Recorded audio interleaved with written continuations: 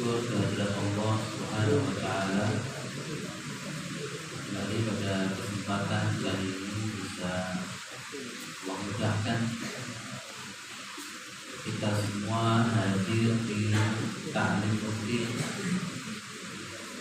di para guru-guru kita setiap Ahad malam pada maghrib,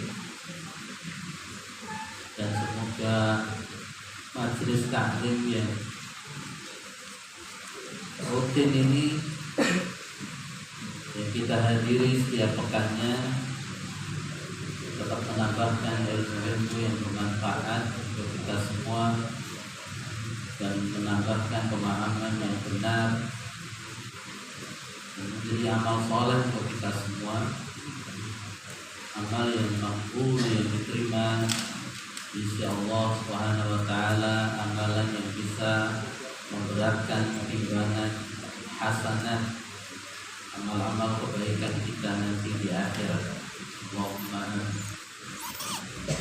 Mas sekalian rahimani wa rahimakumullah, pekan kedua, yaitu kita akan ngaji kitab Ushul Sunnah atau prinsip sunnah, menjelaskan tentang akidah Sunnah wal Jamaah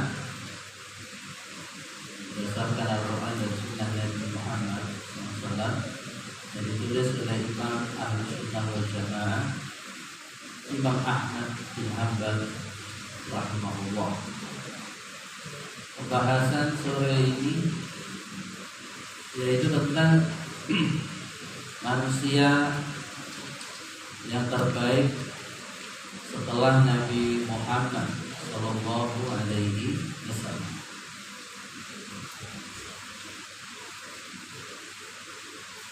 Muhammad berkata di poin yang ke-14 versi tarjamah dan poin yang ke-26 versi Arab.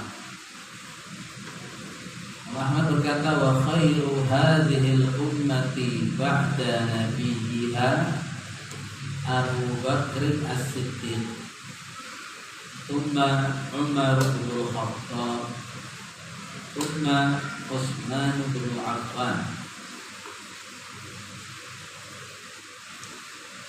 Manusia yang terbaik urutannya setelah nabinya, setelah Nabi Muhammad SAW adalah sahabat Abu Bakar As-Siddiq, kemudian Umar bin Khattab, kemudian Utsman bin Affan. Muqaddimu haula'i salata, kami, kata Imam Ahmad atau Ahlu Sunnah, mendahulukan tiga orang ini, Abu Bakar, Umar, Utsman, kama qaddamahum ashabu Rasulillah sallallahu alaihi wasallam, sebagaimana para sahabat Rasulullah SAW dahulu mereka juga sepakat mendahulukan tiga orang. Kalau diurut-urutkan, manusia yang terbaik di muka bumi ini adalah para nabi, para rasul. Rasul yang terbaik dari sekian banyak rasul, nabi yang terbaik dari sekian banyak nabi adalah Nabi kita Muhammad sallallahu alaihi wasallam. Dan umat yang terbaik adalah umatnya Rasulullah Muhammad sallallahu alaihi wasallam, umat Islam. Kita umat yang terbaik dari sekian banyak umat para nabi. Kemudian dari sekian banyak umat, ya, sekian banyak umat Islam, maka Abu Bakar As-Siddiq adalah orang yang paling mulia.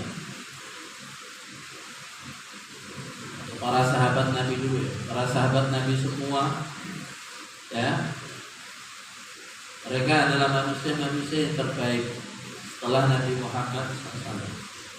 Mereka dipilih Allah mendampingi Rasulullah Muhammad SAW, hidup bersama Rasulullah, berperang, berjihad, suka-duka bersama Rasulullah. Dari sekian banyak sahabat Rasulullah, maka sahabat Abu Bakar As-Siddiq itu nomor 1. Rupanya itu. Dan setelah Abu Bakar As-Siddiq, maka Umar bin Khattab. Setelah Umar bin Khattab, kemudian Utsman bin Affan radhiyallahu anhu ajma'in. 3 orang ini disepakati oleh para sahabat dulu ketika masih hidup, mereka dijadikan khalifah secara berurutan. Khalifah yang pertama Abu Bakar wafat, diganti khalifah yang kedua Umar bin Khattab. Abu Khattab wafat, diganti khalifah yang ketiga Utsman bin Affan. Walam yahdalifu fi dzalik. Para sahabat tidak ada yang berselisih tentang keutamaan 3 orang sahabat. Tsumma ba'da haula'i tsalatsa, kemudian setelah 3 orang sahabat yang mulia yang kita sebutkan tadi, ashabus syura al-khamsah. Sahabat yang paling utama berikutnya adalah para sahabat Asy-Syura al-Khamsah yang tergabung dalam musyawarah yang terdiri dari 5 orang panitia khusus Asy-Syura. 5 orang ini siapa? Ali bin Abi Thalib yang dia menjadi khalifah yang keempat.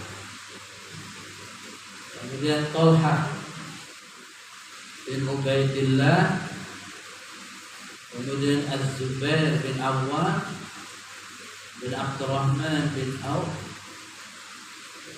kemudian Sa'ad bin Abi Waqqas. Kulluhum yasluh lil khilafah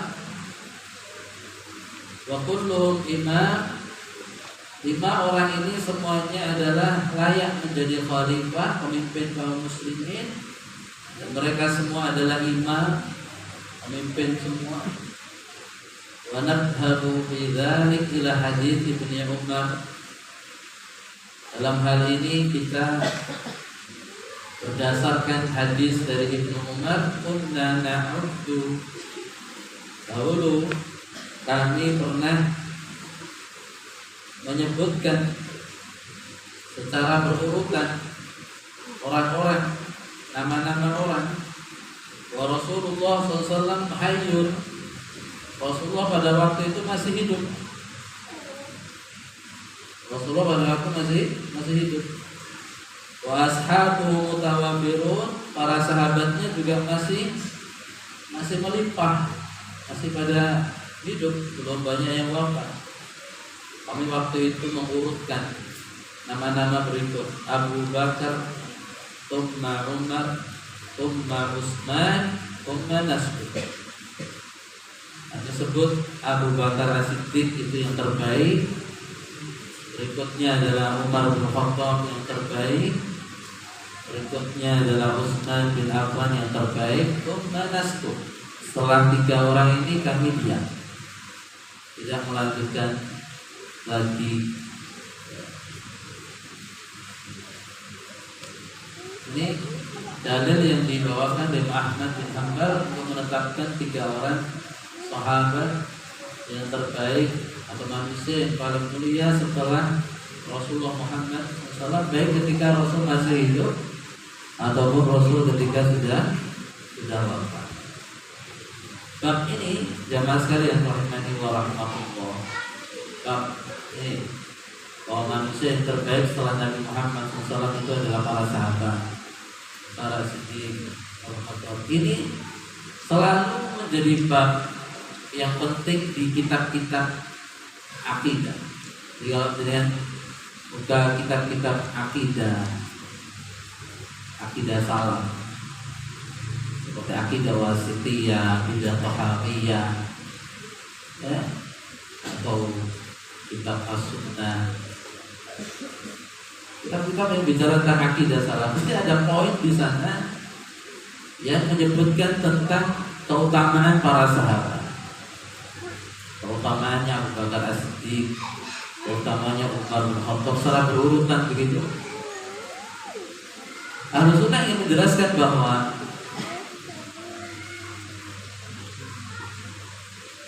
para sahabat Nabi itu manusia yang paling mulia setelah Nabi Muhammad. Ini untuk dalam rangka meluruskan pemahaman kaum Syiah. Jadi poin-poin akidah itu dalam sunnah dan kitab yang lain itu memang dalam rangka untuk mengcounter atau membantah akidah-akidah yang bertolak belakang dengan akidah Ahlussunnah wal Jamaah. Di antaranya orang Syiah, ya.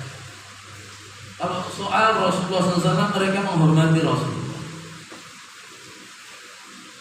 Bahaya kalau orang ngaku muslim gak menghormati Rasulullah, gak mencintai beliau, maka berbahaya.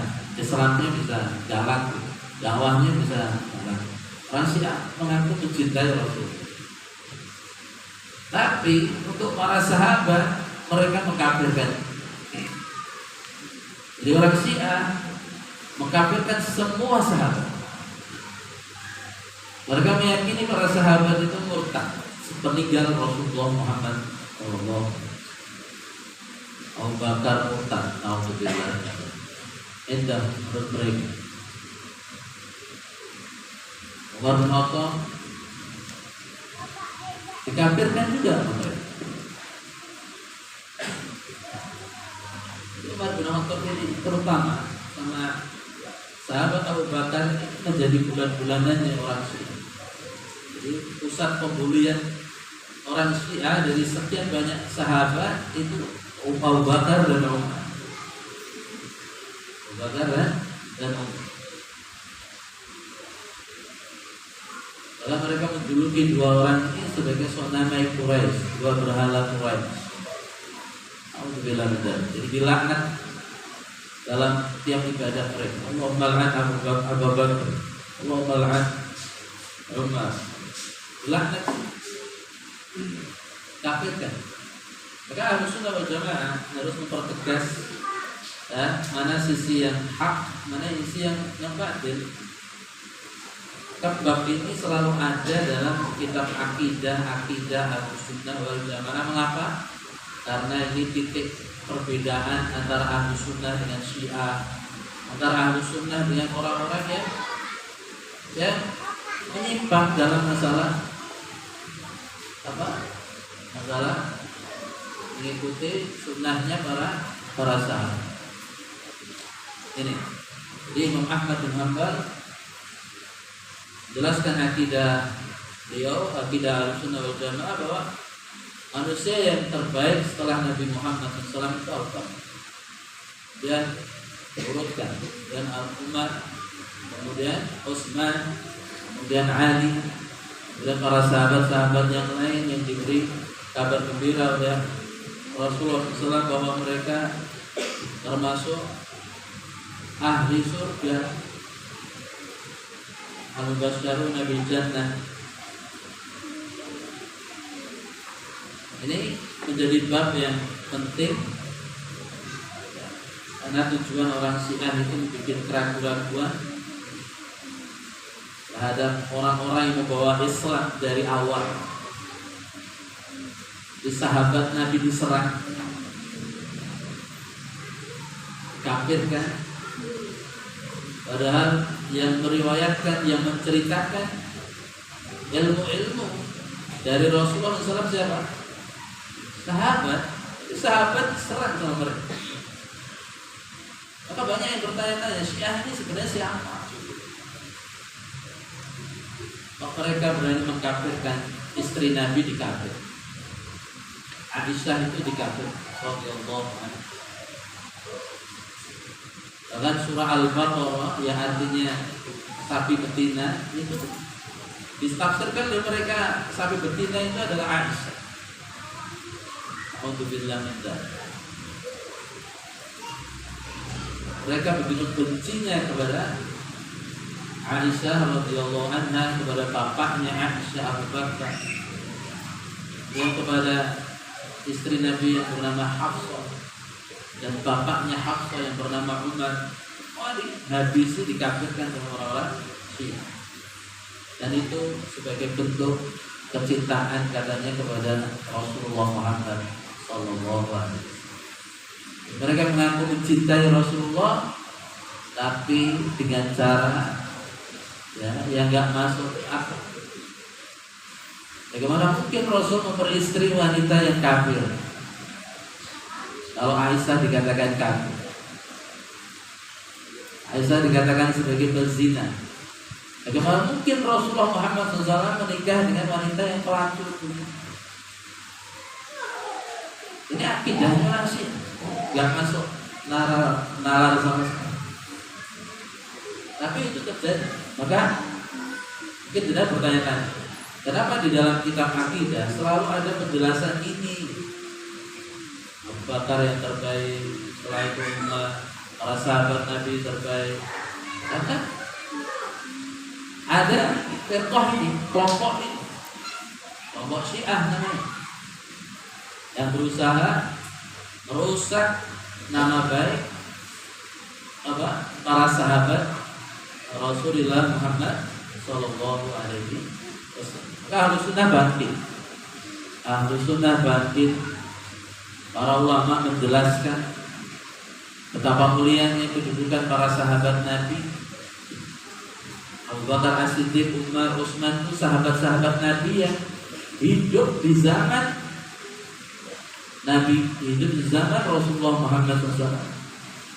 Tiap hari bersama beliau, mendampingi beliau, tahu sebab turunnya ayat asbabun nuzul, tahu juga sebab turunnya hadis asbabul wurud. Jadi kalau ayat itu asbabun nuzul, kalau hadis asbabul wurud, tahu semua para sahabat Nabi. Manusia-manusia yang menjadi muridnya Rasulullah SAW, mereka bohong saja Rasul tahu, karena waktu itu wahyu masih turun. Ya, sekelas sahabat Ka'ab bin Malik yang waktu itu dia nggak ikut berangkat perang Tabuk karena nggak punya alasan apa-apa, dia nggak mau bohong. Ketika ditanya Rasulullah SAW, wahai Ka'ab, kenapa kamu nggak berangkat jihad? Dia nggak punya alasan. Dia bisa aja berbohong.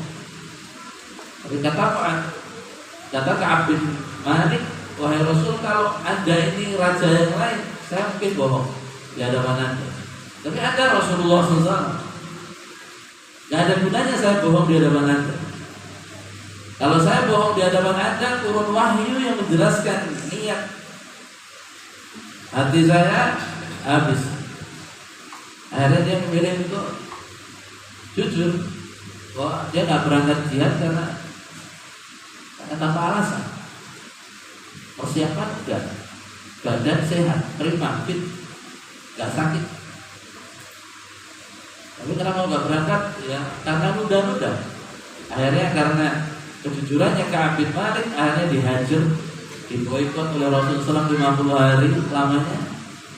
Para sahabat Nabi nggak boleh salam, nggak boleh sapa kepada dia. Istrinya bahkan disuruh pulang ke rumah orang tua 50 hari. Dhaqat bihimul ardh bima rahabat. Jadi bumi yang luas itu terasa sempit. Ke pasar didiami banyak orang, lewat jalan nggak ada yang nyapa. Boikot. Karena instruksi dari Rasulullah SAW supaya ada pelajaran. Jadi waktu itu sahabat Nabi benar-benar tulus, gak ada yang bisa berbohong di hadapan Rasulullah. Karena langsung kalau ada yang bohong gak benar di hadapan Nabi, orang itu langsung dikasih tahu oleh Allah lewat wahyu, ini munafik, ini yang itu bahaya. Maka para sahabat adalah manusia-manusia yang sebaik-baik manusia. Dan dulu saya pernah sampaikan sebuah riwayat kronologi kenapa Allah memilih Abu Bakar, Umar, Utsman mendampingi atau sahabat Nabi mendampingi Rasulullah SAW. Karena apa kronologinya? Karena Allah melihat hati-hatinya para sahabat ini adalah hati-hati manusia yang terbaik. Tidak ada lagi yang terbaik selain hati-hatinya para sahabat. Akhirnya dipilih oleh Allah menjadi wuzara, menjadi pendamping, menjadi sahabat, menjadi mitra, partner, relawan, dan semuanya yang melayani Rasulullah dan dakwah beliau. Ilmunya betul-betul terawat. Nah ini mau diserang orang Syiah. Abu Bakar dihabisi, Umar bin Khattab dihabisi. Bahkan orang Syiah itu sangat memuliakan kuburannya orang yang berhasil membunuh Umar bin Khattab. Jadi Umar bin Khattab radhiyallahu anhu ini dibunuh oleh seorang namanya Abu Lu'lu' al-Majusi. Jadi orang yang beragama Majusi, agama yang menyembah api, namanya Abu Lu'lu'. Kuburannya Abu Lu'lu' ini dijuluki oleh orang Syiah sebagai Syuja'uddin. Syuja'uddin atau pembela agama, sang pemberani dalam agama. Padahal siapa dia? Dia yang membunuh Khalifah Umar bin Khattab radhiyallahu anhu. Itu orang Syiah, kuburannya Bapak Syuja'uddin ini diputuskan, dia ziarahi secara khusus dan dielu-elukan. Ada siapa yang dibantai sama dia? Khalifah manusia yang terbaik. Ini benar-benar agama yang gak masuk akal. Syiah ini agama, bukan sekte, bukan aliran, ini bukan Islam. Ya, tidak ada Islamnya sama sekali, bahkan bertolak belakang dengan ajaran Islam dan nabinya Islam, yaitu Nabi Muhammad Sallallahu Alaihi Wasallam. Di antaranya pemahaman bahwa keyakinan bahwa manusia yang terbaik setelah Nabi Muhammad SAW adalah para sahabat. Mereka harus sepakat. Semua sahabat dianggap kafir semua kecuali 6 orang. Semua sahabat dianggap murtad semua setelah Nabi Muhammad SAW kecuali beberapa gelintir orang. Banyak. Ali bin Abi Thalib, Miqdad bin Aswad, ya, ada Anas, dan beberapa sahabat yang lainnya. Dan namanya, tapi cuma segelintir orang, banyak ribuan sahabat dianggap murtad semua orang Syiah. Alangkah bahdulnya akidah ini. Dan hanya beberapa gelintir saja yang masih bertahan dalam. Mereka sangat benci kepada Abu Bakar As-Siddiq dan Umar dan Utsman karena menganggap yang berhak menjadi khalifah setelah Rasul wafat menurut orang Syiah bukan Abu Bakar. Orang Syiah yang paling berhak siapa? Ali bin Abi Thalib.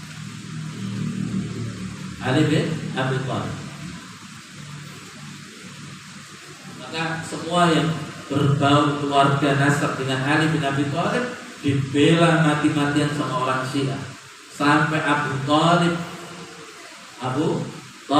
bapaknya Ali bin Abi Thalib radhiyallahu anhu, pamannya Rasulullah SAW ini gak terima kalau dikatakan dia mati dalam keadaan musyrik kafir.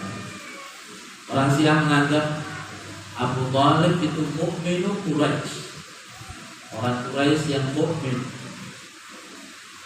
Adalah hadis Nabi menjelaskan bahwa ketika Abu Thalib ini sakaratul maut dan Rasul ada di situ menjelang kematian Abu Thalib, dan Rasul mentalkin pamannya dengan kalimat La ilaha illallah ya amli kul la ilaha illallah kalimatul uhajju laka biha indallah. Pamannya gak mau mengikuti ya, karena di situ ada dedet-dedet musyrikin yang juga menghasut. Setiap Nabi mentalkin Ketika ini bilang atarghab an millati Abdul Muthalib, apa kamu akan benci agama moyang, agama bapakmu Abdul Muthalib? Abu Thalib endingnya tidak sempat mengucapkan syahadat yang ditalkinkan oleh Rasulullah SAW. Ada hadis itu mengatakan wa huwa ala millati Abdul Muthalib. Abu Thalib tetap berada di atas agama bapak, agama kekafiran, agama kemusyrikan. Hadisnya sahih riwayatnya Imam Bukhari Muslim. Jadi orang Syiah nggak terima hadis ini. Nggak terima kalau Abu Thalib ayahandanya Ali bin Abi Thalib, yang menurut mereka Ali bin Abi Thalib manusia yang suci, bahkan sampai manzilahnya ilahiyah, kedudukannya kedudukan Tuhan. Bahkan mereka berani mengatakan seandainya Muhammad SAW tidak diciptakan, maka yang berhak menjadi Nabi Rasul itu Ali bin Abi Thalib. Jadi segitunya Ali bin Abi Thalib dianggap dia yang pantas menggantikan kenabiannya Rasulullah Muhammad Sallallahu Alaihi Wasallam. Ini akidah yang benar-benar sesat dan menyesatkan. Maka ini bab ini pasti dengan dapati kalau dengan pelajari bab akidah Ahlus Sunnah wal Jamaah. Pasti ada poin. Karena Ahlus Sunnah ingin menegaskan bahwa Ahlus Sunnah bukan Syiah. Ahlus Sunnah ingin menegaskan bahwa pemahaman Syiah, akidah Syiah itu dolalah, sesat, tidak benar. Masuk para sahabat dikafirkan. Tapi ajaran mereka ini gak mungkin diketahui halayak. Gak mungkin mereka terang-terangan Abu Bakar kafir, Aisyah kafir. Karena kalau terang-terangan begini mereka gak laku dakwah. Maka metode dakwah mereka namanya taqiyah. Apa taqiyah? Pura-pura. Ya, pura-pura. Kalau di internal mereka los, visi-misinya benar-benar disampaikan, tujuannya seperti apa, akidah yang disampaikan di internal mereka. Tapi ketika keluar, maka mereka menyembunyikan akidah yang sesungguhnya. Namanya taqiyah. Anak kebu-kebu maju, anak barong-barong mundur. Ada wong bodoh kebun, ada wong bodoh. Wong bodoh maju, sikat, didoktrin kalau bisa. Nenek barong-barong itu wong pinter, alim, ngaji, untuk jangan berani menyampaikan ideologi atau akidahnya. Begitu sistem mereka. Baik. Kemudian kita lanjutkan perkataan Imam Ahmad, "Tsumma min ba'di ashabis surah ahlu badrin minal muhajirin." Setelah sahabat yang tim musyawarah 5 tadi, berikutnya yang mulia adalah ahlu badrin minal muhajirin, tsumma ahlu badrin minal ansar, yaitu para sahabat yang ikut jihad di perang Badar dari pihak muhajirin. Muhajirin itu yang dari Madinah, yang dari Mekah, yang dari Mekah hijrah ke Madinah. Kemudian setelah itu sahabat yang dari Ansar, yaitu yang mungkin di Madinah, min ashabi Rasulullah sallallahu alaihi wasallam. Ala qadril hijrati wasabiqati awalan fa awalan. Sesuai dengan kadar hijrah mereka, mana yang lebih dahulu maka dia lebih mulia, lebih awal maka lebih utama, karena dia lebih lama ketemunya, jumpanya sama Rasulullah Muhammad Sallallahu Alaihi Wasallam. Kenapa perang Badar? Bukan perang Uhud, bukan perang Khandaq, perang kan banyak. Kenapa perang Badar? Jelaskan para ulama bahwa perang Badar ini benar-benar perang yang memang niat awalnya bukan untuk perang. Kalau perang-perang yang lain kan udah niat, awal itunya udah mau perang. Perang Uhud, dalam pasukan niatnya perang Khandaq, perang Ahzab. Perang Badar ini niatnya nggak perang. Niatnya adalah hanya mencegat kafilah dagang, ya, orang-orang Quraisy, ya, yang dipimpin oleh Muawiyah bin Abi Sufyan. Jadi niatnya cuma nyegat, mau merampas, mau mengambil alih. Dan ternyata malah menjadi perang. Karena rencana mencegat ini sudah dicium oleh pusatnya musyrikin di Mekah, dan mereka akhirnya mengirim pasukan yang besar, akhirnya ketemu. Banyak para sahabat yang wafat, banyak para sahabat yang berguguran di situ. Maka Rasul katakan, para sahabat yang gugur, yang ikut perang, yang hidup maupun yang mati di perang Badar, Rasul memberikan rekomendasi dengan kalimat yang luar biasa. Apa kalimat? Isna'u ma syi'tum faqad ghufira lakum.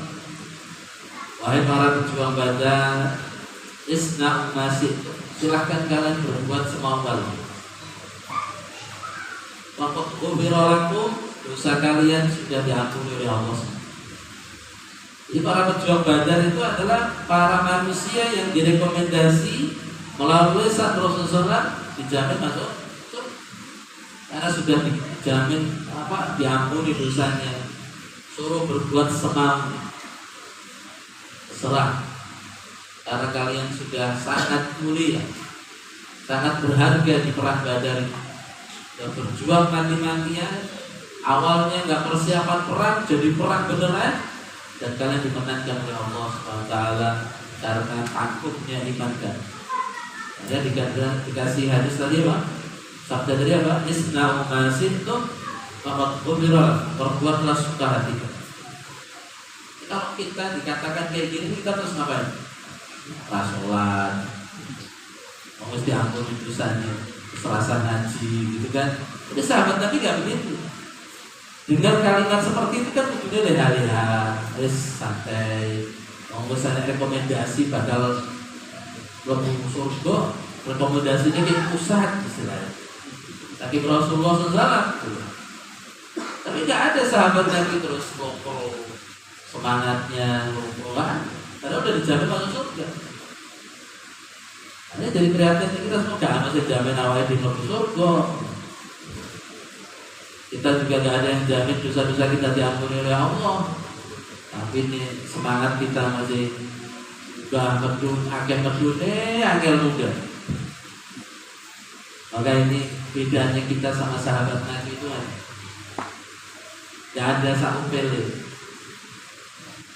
gak ada apa-apanya dibandingkan sahabat Nabi. Nah, kita disuruh ikuti mereka, karena mereka udah pasti masuk surga, kita belum pasti. Ikuti yang pasti-pasti,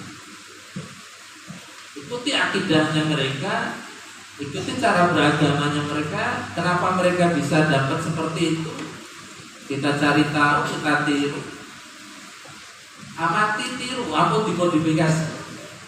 Jangan dimodifikasi, jangan ditambahin, jangan dikurangi, ikuti. Maka yang kita ajarkan dalam materi dakwah ini adalah bagaimana mengikuti agamanya para sahabat Rasulullah, karena mereka sudah dijamin masuk.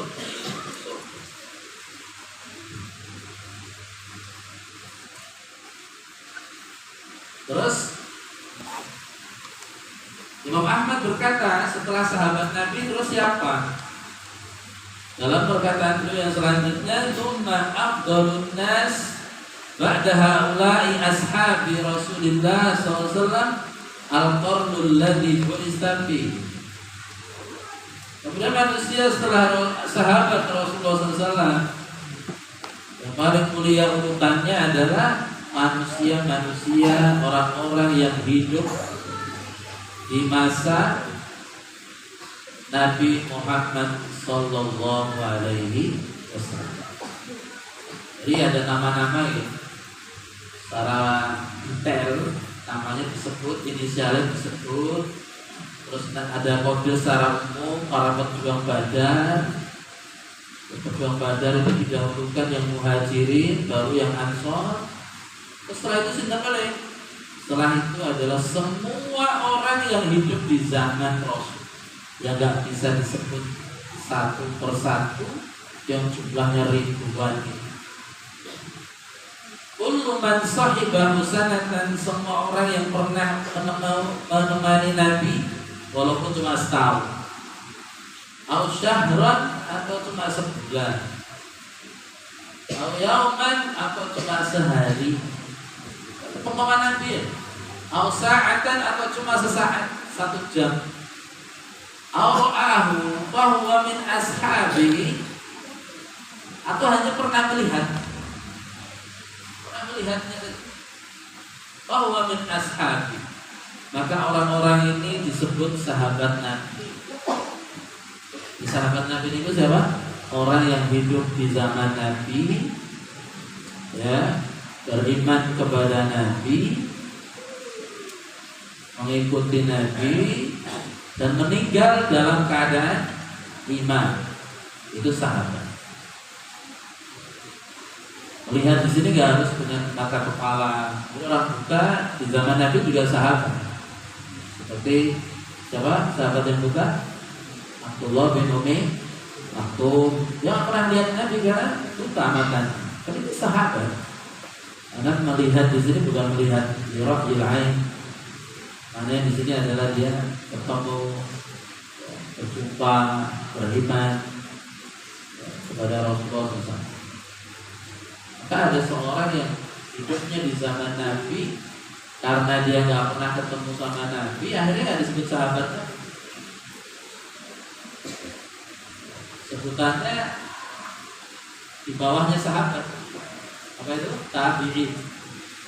Namanya Uwais. Sahabat apa? Bukan sahabat. Namanya Uwais Al-Qarani. Itu banyak yang salah paham. Nyebutnya Al-Qarni, roknya disukun. Tapi yang benar adalah Al-Qarni, roknya di fathah. Karena dia dari kampung Qoran. Kampung Qoran yang ada di negeri Yaman. Maka nisbatnya Al-Qoran. Kita Asrageni, Apangeni, Al-Masarani. Jadi Al-Qarani ini kampungnya Uwais Ibnu Amir Al-Qarani. Dia satu masa dengan Rasulullah. Apesnya Uwais ini gak sempat ketemu, gak sempat melihat Rasulullah SAW. Dia udah dari Yaman jauh-jauh ke Madinah untuk ketemu Rasulullah SAW. Rasul terus perang Tabuk. Perang Tabuk itu 50 hari PP. Qadarullah nggak ketemu sama istri-istrinya Rasulullah.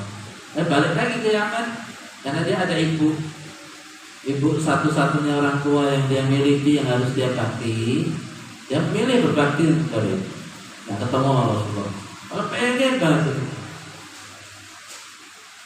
sakit pengennya dan imannya dan kebaikan hatinya Uwais terhadap orang tuanya ini, Rasul nggak pernah ketemu, tapi Rasul diberitahu oleh Allah Subhanahu Wa Taala melalui malaikatnya. Rasul berpesan kepada para sahabatnya, di antara Umar bin Khattab, cari tahu seorang pemuda, cirinya ada penyakit albino, sisa-sisa penyakit albino, penyakit putih yang ada di telapaknya sebesar lingkaran koin. Jadi dia minta supaya disembuhkan Allah, tapi minta disisakan penyakitnya supaya dia selalu bersyukur. Jadi kalau ada bekas-bekas koreng, disyukuri, pernah penyakit, budikan, pernah mual, santri budikan belum nyantri. Jadi santri di Al-Quran harus bersih semua. Jadi di Al-Quran nggak boleh budikan karena mandinya aktif. Nabi minimal sehari berapa kali? 2, 3. Nah, pokoknya secukupnya. Yang keset-keset siap dibully sama kawan. Uwais Al-Qarni itu punya sisa orang atau penyakit albino. Ini cirinya. Setiap kali Rasulullah SAW ketemu rombongan dari Yaman, hal fikum Uwais, apakah di tengah-tengah kalian ada laki-laki namanya Uwais? Maka Rasulullah, Abu Bakar, Umar juga begitu, ketemu ada. Apa kalian di tengah kalian ada namanya Uwais? Ada. Lalu Umar ingat nasihat Rasul supaya Umar minta didoakan sama Uwais.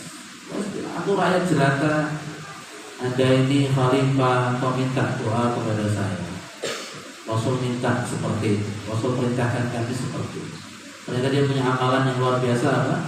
Baktinya kepada orang tuanya, terutama kepada ibundanya.